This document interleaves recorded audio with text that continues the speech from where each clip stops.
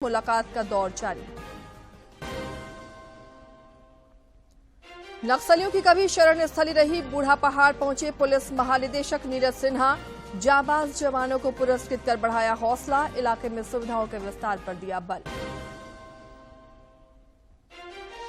जनजातीय कार्य मंत्रालय और टाटा इलेक्ट्रॉनिक्स के संयुक्त प्रयास से सिमडेगा और पश्चिमी सिंहभूम में भर्ती कैंप का आयोजन। ग्रामीण जनजातीय छात्राओं में दिखा उत्साह। और बेल्जियम से आई टीम ने जामताड़ा में चिकित्सकों के साथ कुष्ठ उन्मूलन का लिया जायजा। मरीजों से मिलकर दिए जरूरी परामर्श।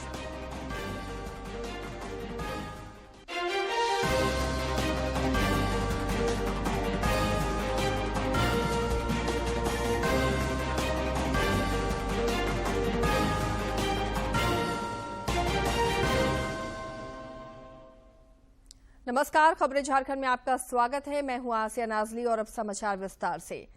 केंद्रीय कोयला, रेल और खान राज्य मंत्री राव साहेब पाटिल दानवे राज्य में विकास कार्यों का जायजा लेने के लिए 3 दिवसीय झारखंड दौरे पर आए हुए हैं। साहिबगंज पहुंचने पर उनका भाजपा कार्यकर्ताओं ने गर्मजोशी के साथ स्वागत किया। विधायक अनंत ओझा और अन्य नेताओं ने उनसे मुलाकात कर समसामयिक मुद्दों पर चर्चा की। केंद्रीय राज्य मंत्री अपने दौरे के क्रम में विभिन्न कार्यक्रमों में शामिल होंगे।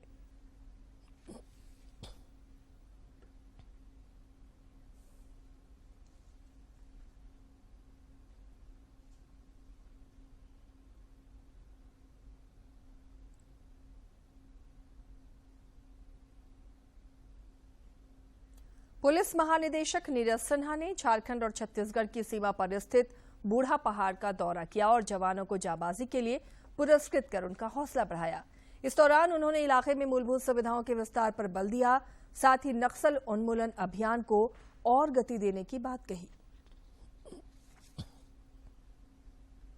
बूढ़ा पहाड़ कभी नक्सलियों की शरण स्थली थी, जिसे अभेद किला समझा जाता था, लेकिन केंद्र सरकार और सुरक्षा बलों के कारण ये इलाका राष्ट्र विरोधी तत्वों से मुक्त हो चुका है।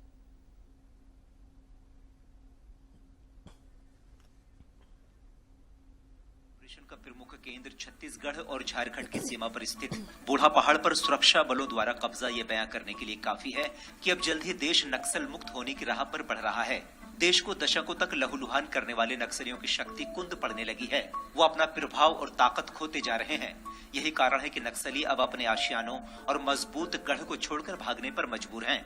झारखंड और छत्तीसगढ़ की सीमा पर गढ़वा, लातेहार और बलरामपुर जिले में पड़ने वाले 44 किलोमीटर के दायरे में फैला बूढ़ा पहाड़ को कभी नक्सलियों के गढ़ के तौर पर जाना जाता था, लेकिन नक्सलियों का यह किला भी ढह चुका है। सुरक्षा बलों ने संयुक्त अभियान के बाद इसको फतह कर लिया। 55 वर्ग किलोमीटर में फैले बूढ़ा पहाड़ पर पिछले 32 सालों से नक्सलियों का कब्जा था। झारखंड और छत्तीसगढ़ के जंगलों से घिरा इलाका नक्सलियों का अभेद दुर्ग बना हुआ था। बूढ़ा पहाड़ झारखंड की राजधानी रांची से तकरीबन 150 किलोमीटर दूर लातेहार के गारू प्रखंड में पड़ता है। सुरक्षा बलों ने पूरी तैयारी के साथ बूढ़ा पहाड़ को नक्सलियों के चंगुल से मुक्त कराने के लिए 4 अगस्त को योजना बनाई। सेना के बनाए चक्रव्यूह ऑपरेशन ऑक्टोपस के सामने नक्सली टिक नहीं पाए और वो भाग खड़े हुए। नतीजा, बूढ़ा पहाड़ की तमाम चोटियों पर अब पुलिस का कैंप है। पहाड़ पर वायुसेना के MI हेलीकॉप्टर की लैंडिंग नक्सलियों के लिए कड़ा संदेश देने का काम करेगी। बूढ़ा पहाड़ के टॉप पर सुरक्षा बलों के द्वारा कैंप भी स्थापित किया गया है। काफी वहाँ पे चैलेंजेस हम लोग के सामने हैं, खास करके लॉजिस्टिकल इश्यूज हैं। वहाँ पर चीजों को ऊपर ले जाना, प्लस कई दफा इमरजेंसी इवैक्यूएशन की भी रिक्वायरमेंट होते हैं। आज हम लोग के द्वारा ट्रायल लैंडिंग करवाया गया है वहाँ पर MI-17 का, और ये ट्रायल लैंडिंग हो जाने के बाद आगे आने वाले समय में जो नक्सल के विरुद्ध अभियान चलाया जा रहा है, इसमें हम लोग को काफी सहूलियत मिलेगी। ऑपरेशन ऑक्टोपस में झारखंड और Chhattisgarh police, CRPF, Jaguar assault group, IRB और कोबरा बटालियन के जवानों के संयुक्त अभियान और जज्बे के आगे नक्सलियों की एक न चली और बूढ़ा पहाड़ पर अब सुरक्षा बलों का बसेरा है।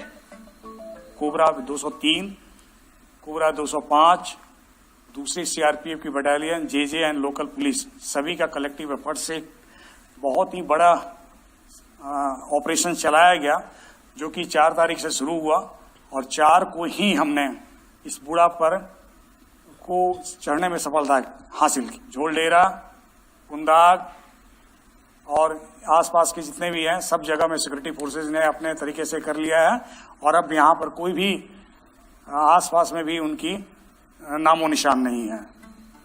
नक्सलियों के प्रभाव और शक्ति में कमी के कारण ही पिछले कुछ सालों में नक्सली हिंसा के मामलों में जबरदस्त गिरावट आई है। नक्सल और राष्ट्र विरोधी तत्व अब कुछ ही स्थानों पर सीमित होकर रह गए हैं। गढ़वा से विजेंद्र तिवारी के साथ दिवाकर कुमार की रिपोर्ट। मुख्यमंत्री हेमंत सोरेन राज्य में विकास गतिविधियों को गति देने के लिए लगातार विभागीय समीक्षा कर रहे हैं। वे आज भी 18 विभागों की 64 योजनाओं की समीक्षा करेंगे। प्रोजेक्ट भवन में आयोजित इस बैठक में संबंधित विभागों के वरिष्ठ अधिकारी भी हिस्सा ले रहे हैं। देश भर में पिछले 24 घंटे के दौरान कोविड के 4,858 नए मामले सामने आए हैं, जबकि इस दौरान 4,735 संक्रमित स्वस्थ भी हुए। केंद्रीय स्वास्थ्य मंत्रालय के अनुसार देश में कोविड के 48,027 मामले सक्रिय हैं। इधर झारखंड में पिछले 24 घंटे में कोरोना के कई नए मरीजों की पहचान की गई, जबकि कई मरीज स्वस्थ भी हुए। रांची में इस दौरान कोरोना के 4 नए मरीजों की पहचान की गई, जबकि 2 मरीज स्वस्थ भी हुए। स्वास्थ्य विभाग के अनुसार रांची में कोविड के 25 मामले सक्रिय हैं। देश में कोविड के खिलाफ जारी जंग में टीकाकरण अभियान तेज गति से जारी है। केंद्रीय स्वास्थ्य मंत्रालय के ताजा आंकड़ों के अनुसार देश में अब तक 2,16,71,00,000 से अधिक कोविड रोधी टीके लगाए जा चुके हैं। स्वास्थ्य मंत्री बन्ना गुप्ता ने आज रांची के एक स्थानीय अस्पताल जाकर हजारीबाग बस दुर्घटना के घायलों से मुलाकात की और उनके शीघ्र स्वस्थ होने की कामना की। पिछले दिनों हजारीबाग में हुई इस सड़क दुर्घटना में 8 लोगों की जान चली गई थी, जबकि कई अन्य लोग घायल हुए थे।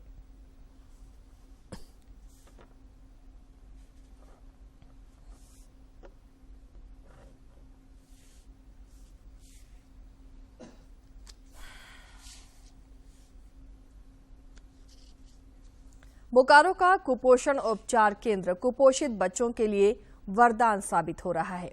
देखिए ये ग्राउंड रिपोर्ट।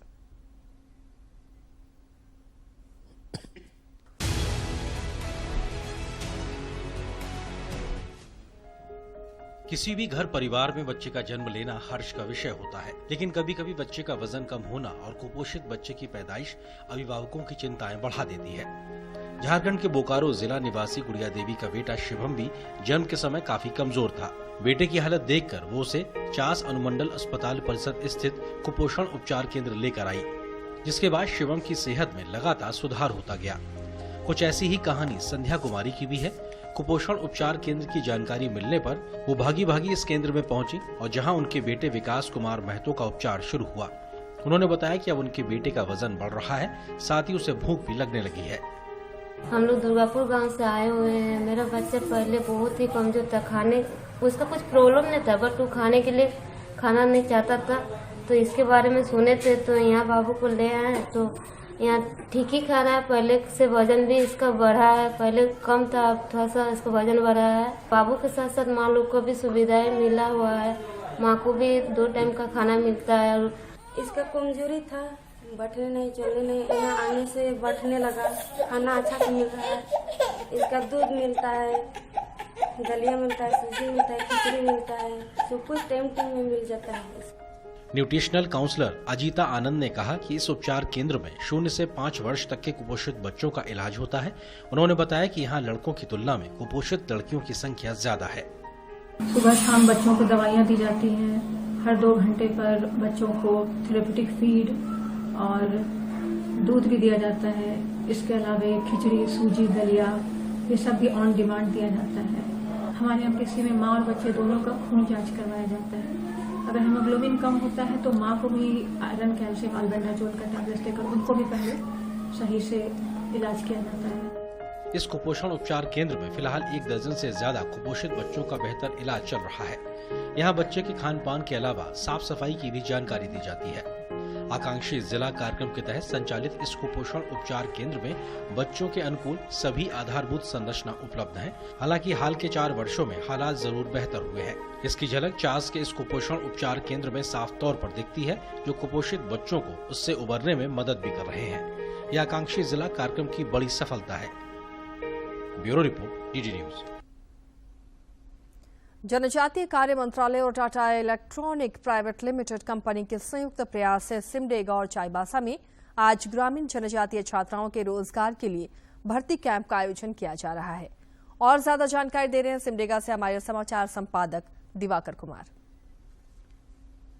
के उत्थान के लिए केंद्र सरकार के जनजातीय कार्य मंत्रालय की ओर से अद्भुत प्रयास किया गया है और आप ये देख सकते हैं, ये जो युवतियों का यहाँ पर भीड़ है, ये बाकायदा यहाँ पर एक रोजगार मेला के तर्ज पर लगा है और आज सिमडेगा में इन बच्चियों का चयन जो है वो टाटा इलेक्ट्रॉनिक्स के द्वारा किया जाएगा और उन्हें फिर तमिलनाडु में नौकरी दी जाएगी। तो ये एक जनजातीय कार्य मंत्रालय की ओर से पहल की गई है और आप देख सकते हैं कि किस तरीके का उत्साह यहाँ की लड़कियों में है। और कल ये मेला खूंटी में लगा था, सरायकेला खरसावा में लगा था, वहाँ भी कुछ इसी तरह का उत्साह लड़कियों में देखने को मिला था। तो निश्चित तौर पर जनजातीय कार्य मंत्रालय, जिसके मुखिया अर्जुन मुंडा जी हैं और वो यहाँ के सांसद भी हैं और केंद्रीय मंत्री हैं, तो उनकी ओर से ये पहल की गई है और उसका हम परिणाम देख सकते हैं कि किस तरीके से यहाँ के लड़कियों में उत्साह है, जोश है और वो इस बात को लेकर जो उनमें एक हौसला और उमंग जगा है कि उनका भी कोई सुनने वाला है, उनकी जो एक भविष्य की जो नींव है उसे कोई रखने वाला है, उसका प्रयास आज सिमडेगा में किया गया है। तो निश्चित तौर पर महिलाओं में उत्साह है, उनके परिवार वालों में उत्साह है और लोग काफ़ी उत्साहित हैं कि उनकी बच्चियाँ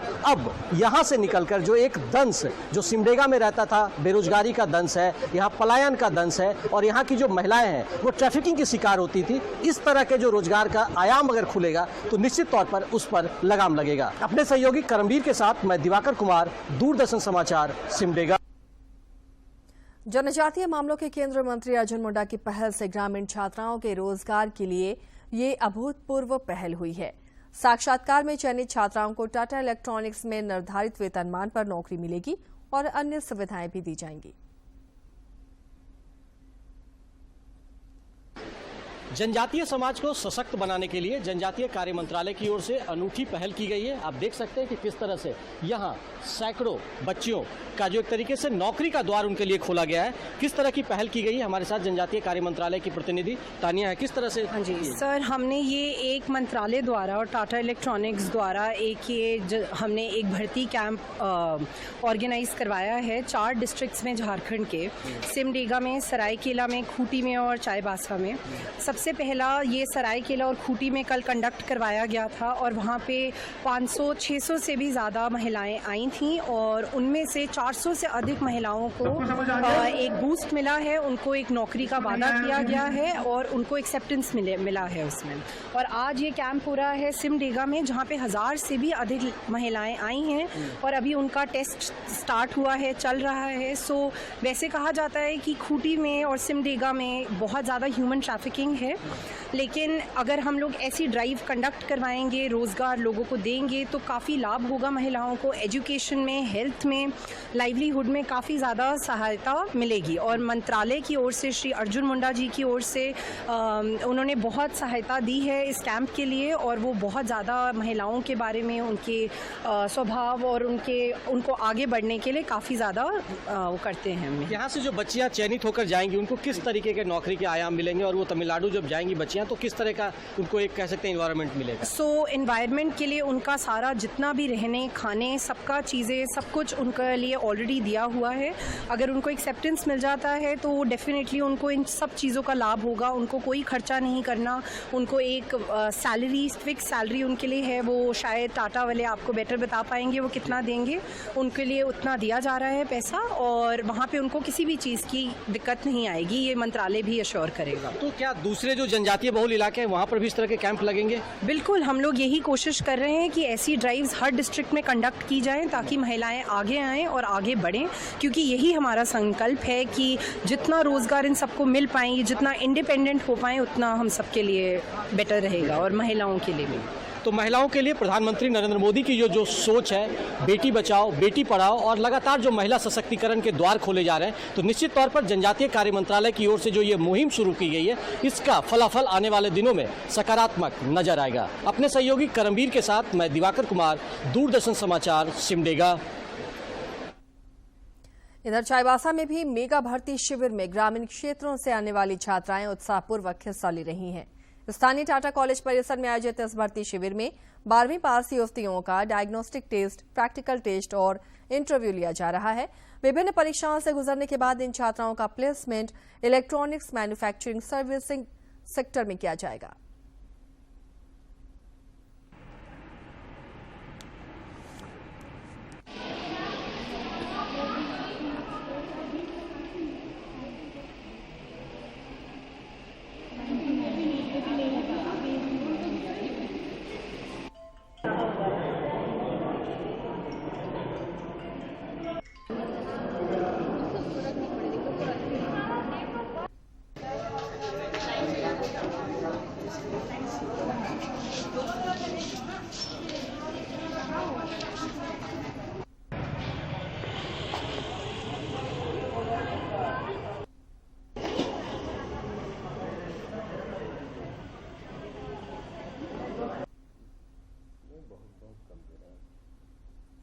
समाचारों का सिलसिला आगे भी जारी रहेगा, लेकिन इस छोटे से विराम के बाद।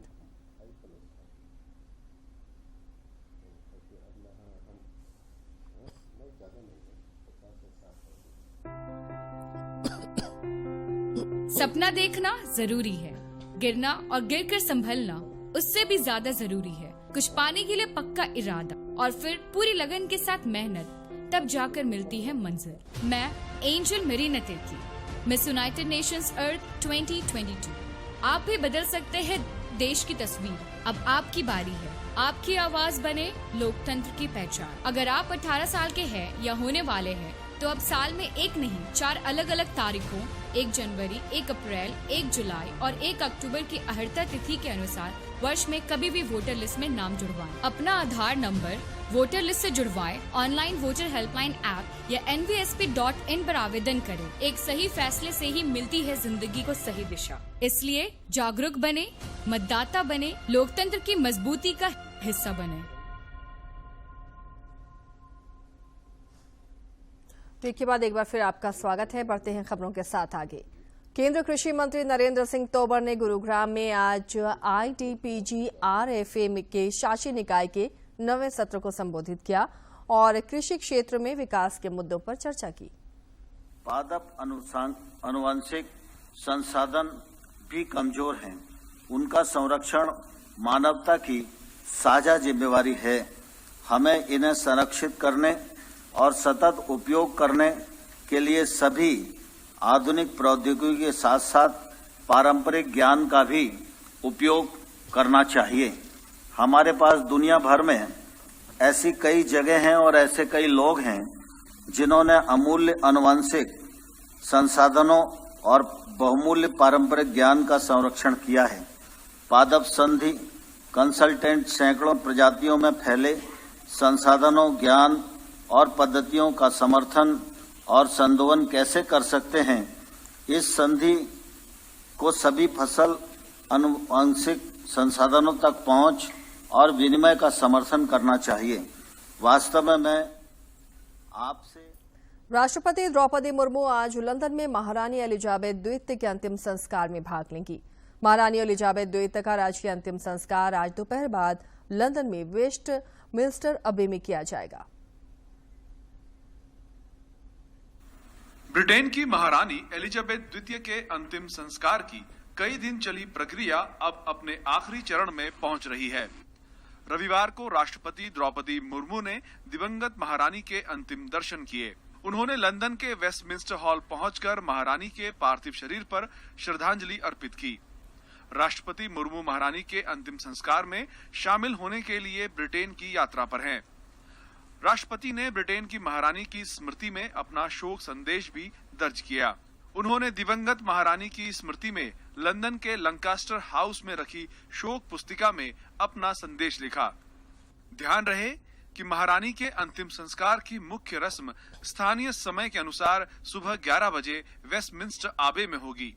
इसके बाद दिन में 4 बजे Saint George chapel Windsor castle में महारानी का पार्थिव शरीर कब्र में उतारा जाएगा। फिलहाल महारानी का पार्थिव शरीर अंतिम दर्शन के लिए वेस्टमिंस्टर पैलेस के हॉल में रखा हुआ है।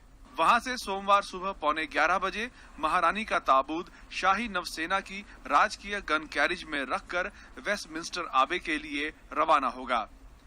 अंतिम संस्कार की मुख्य रस्म के दौरान राष्ट्रपति द्रौपदी मुर्मू, अमेरिकी राष्ट्रपति जो बाइडेन सहित बड़ी संख्या में राष्ट्र प्रमुख और राजकीय अतिथि शामिल होंगे। वेस्टमिंस्टर के डीन अंतिम संस्कार की रस्में संपन्न कराएंगे। इन रस्मों के बाद स्थानीय समय के अनुसार दोपहर 11:55 के करीब 2 मिनट का मौन रखा जाएगा। यह मौन श्रद्धांजलि पूरे ब्रिटेन में दी जाएगी। दोपहर 12 बजे राष्ट्रगान के साथ यह प्रक्रिया संपन्न होगी। यहां से महारानी का पार्थिव शरीर विंडसर ले जाया जाएगा। महारानी का पार्थिव शरीर कब्र में उतारे जाने की रस्म के समय ब्रिटेन के सम्राट, शाही परिवार के सदस्य और करीबी संबंधी मौजूद रहेंगे। विंडसर के डीन इस रस्म को अदा करवाएंगे। इसके बाद देर शाम king George 5th memorial chapel में एक निजी दफन प्रक्रिया होगी। महारानी को उनके दिवंगत पति ड्यूक ऑफ एडिनबर्ग के साथ दफनाया जाएगा। यूनाइटेड किंगडम इस समय शोकाकुल है। लोग फूलों, तस्वीरों और आंसुओं के साथ क्वीन एलिजाबेथ को याद कर रहे हैं। लोग घंटों लाइन में खड़े होकर वेस्टमिंस्टर हॉल जा रहे हैं, जहां क्वीन के पार्थिव शरीर को इन स्टेट में रखा गया है। राष्ट्रपति द्रौपदी मुर्मू अपनी पहली विदेश यात्रा के लिए यूके में हैं। रविवार को उन्होंने वेस्टमिंस्टर एबे में जाकर शोक व्यक्त किया। मंगलवार को करीब 500 खास मेहमानों के साथ वेस्टमिंस्टर एबे में राष्ट्रपति क्वीन एलिजाबेथ के अंतिम संस्कार फ्यूनरल में हिस्सा लेंगी। टीम डीडी न्यूज के साथ शुभेंदु घोष, लंदन। देश में प्रत्यक्ष कर संग्रह में भारी उछाल आया है। ताजा आंकड़ों के मुताबिक सकल प्रत्यक्ष कर संग्रह में 30% का इजाफा हुआ है, जबकि शुद्ध प्रत्यक्ष कर संग्रह में 23% की बढ़ोतरी हुई है। अग्रिम कर संग्रह बढ़ने से चालू वित्त वर्ष में 17 सितंबर तक सकल प्रत्यक्ष कर संग्रह 30% बढ़कर 8.36 लाख करोड़ रुपए हो गया। वित्त मंत्रालय ने जानकारी देते हुए बताया है कि ये पिछले वित्त वर्ष की समान अवधि के संग्रह 6,42,287 करोड़ रुपए की तुलना में 30% अधिक है। वहीं देश का शुद्ध प्रत्यक्ष कर संग्रह 7,669 करोड़ रुपए पहुंच गया है। ये पिछले वित्त वर्ष की तुलना में 23% अधिक है। वित्त वर्ष 2021 से 22 के दौरान समान अवधि में शुद्ध प्रत्यक्ष कर संग्रह 5,68,147 करोड़ रुपए था। शुद्ध प्रत्यक्ष कर संग्रह में 3,68,484 करोड़ रुपए कॉर्पोरेट टैक्स से लाए हैं, जबकि बाकी के 3,30,000 आपको बता दें कि 3,30,490 करोड़ रुपए पर्सनल इनकम टैक्स के जरिए आए हैं। केंद्रीय प्रत्यक्ष कर बोर्ड ने अपने बयान में कहा है कि वित्त वर्ष 2022 से 23 में 17 सितंबर 2022 तक कुल अग्रिम कर संग्रह पहली और दूसरी तिमाही में बढ़कर 2,95,308 करोड़ रुपए पर पहुंच गया है, जो कि सामान पिछले साल समान अवधि में 2,52,077 रुपए था। हिमाचल प्रदेश के धर्मशाला में चल रहे 3 दिवसीय राज्यों के पर्यटन मंत्रियों के सम्मेलन का आज दूसरा दिन है। हिमाचल प्रदेश के धर्मशाला में 18 से 20 सितंबर तक राज्यों के पर्यटन मंत्रियों का राष्ट्रीय सम्मेलन का आयोजन हो रहा है। इस सम्मेलन में अरुणाचल प्रदेश, उत्तर प्रदेश, मध्य प्रदेश, तमिलनाडु, असम, त्रिपुरा, मिजोरम, गोवा, मेघालय, कर्नाटक, लद्दाख, बिहार, छत्तीसगढ़, गुजरात, जम्मू कश्मीर, झारखंड, केरल और महाराष्ट्र सहित कई राज्यों के पर्यटन मंत्री सहित करीब 250 प्रतिनिधि शामिल हो रहे हैं। इस सम्मेलन में केंद्रीय पर्यटन मंत्री जी किशन रेड्डी ने कहा कि टूरिज्म पॉलिसी के अलावा इको टूरिज्म, ग्रीन टूरिज्म और मेडिकल टूरिज्म को कैसे बढ़ाया जाए, भारत सरकार इस दिशा में काम कर रही है। इस 3 दिन में भारत में कैसा टूरिज्म को बढ़ावा देना, भारत में टूरिज्म को कैसा एनकरेजमेंट करना, टूरिस्ट डेस्टिनेशंस को कैसा डेवलप करना, फॉरेन टूरिस्ट को कैसा अट्रैक्ट करना, डोमेस्टिक टूरिज्म में इंडियन डायस्पोरा और इंडिजियस एक्टिविटी को कैसा बढ़ाना, जो आज नौजवान eco tourism, green tourism, home tourism, medical tourism, wildlife tourism, ऐसा अलग अलग टूरिज्म पर भी भारत सरकार काम कर रहे। पर्यटन उद्योग को बढ़ावा देने के लिए केंद्र सरकार हर स्तर पर काम कर रही है। केंद्रीय मंत्री ने कहा कि सरकार पर्यटन आधारित उद्योग को भी बढ़ावा दे रही है। इसके लिए सरकार ने अतिरिक्त 50,000 करोड़ का emergency credit line guarantee scheme का आवंटन किया है। टूरिज्म आधारित हॉस्पिटैलिटी एंटरप्रेन्योरशिप को बढ़ावा देने के लिए 50,000 करोड़ का additional emergency credit line guarantee scheme का हम एलोकेशन किया है।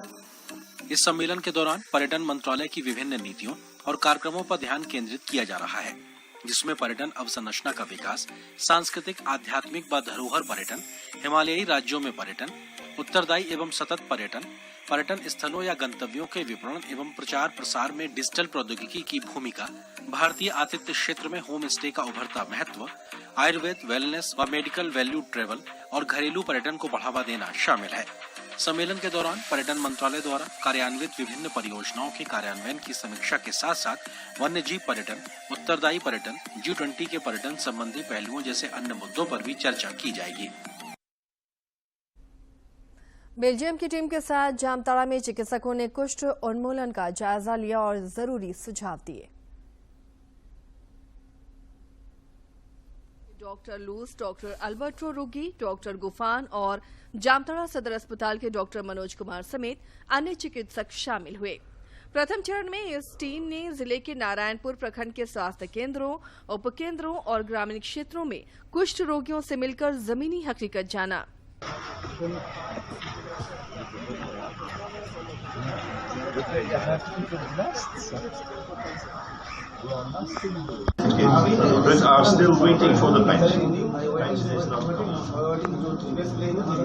टीम के सदस्य डॉक्टर मनोज कुमार ने कहा कि शुरुआती लक्षण के पता चलने पर नियमित इलाज एवं दवा के सेवन से कुष्ठ रोग पूर्ण रूप से ठीक हो जाता है। उन्होंने कुष्ठ रोगियों से भेदभाव नहीं करने की भी अपील की। समुदाय में जो गलत कम हो जाए और इसको शुरुआती लक्षण में अगर दवाई कर लेंगे तो ये डिसेबिलिटी मतलब विकलांगता नहीं है। यही हम टीम का नेतृत्व कर रहे डॉक्टर लूस और डॉक्टर अल्बर्टो रुगी ने कहा कि कुष्ठ रोग का उन्मूलन करने के लिए हर स्तर पर प्रयास लगातार जारी है ताकि इससे मानव जाति को छुटकारा मिल सके। उन्होंने कहा कि कुष्ठ रोग लाइलाज बीमारी नहीं है, दवा का नियमित सेवन करने से यह रोग ठीक हो जाता है। Referral system is working well. That means that if a patient comes here to the PHC and they can, for one or another reason, they cannot give him the services that are needed by the patient, they will refer that patient to a second level, which is situated at a district.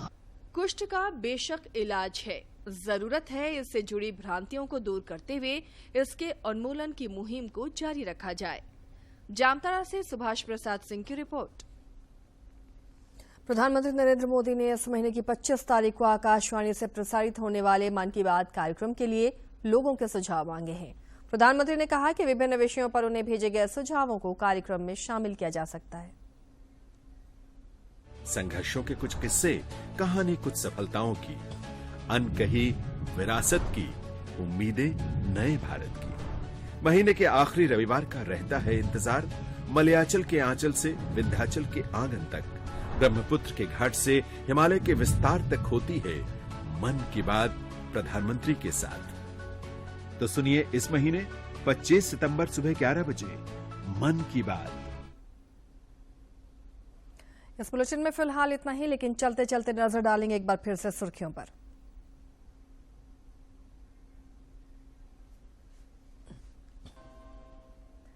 केंद्रीय rail राज्य मंत्री राव साहेब पाटिल दानवे साहिबगंज के 3 दिवसीय दौरे पर, गर्मजोशी से हुआ स्वागत। विभिन्न कार्यक्रमों में कर रहे शिरकत, मुलाकातों का दौर जारी। नक्सलियों की कभी शरण स्थली रही बूढ़ा पहाड़ पहुंचे पुलिस महानिदेशक नीरज सिन्हा। जाबाज जवानों को पुरस्कृत कर बढ़ाया हौसला। इलाके में सुविधाओं के विस्तार पर दिया बल। जनजातीय कार्य मंत्रालय और टाटा इलेक्ट्रॉनिक्स के संयुक्त प्रयास से सिमडेगा और पश्चिमी सिंहभूम में भर्ती कैंप का आयोजन। ग्रामीण जनजातीय छात्राओं में दिखा उत्साह। और बेल्जियम से आई टीम ने जामताड़ा में चिकित्सकों के साथ कुष्ठ उन्मूलन का लिया जायजा। मरीजों से मिलकर दिए जरूरी परामर्श।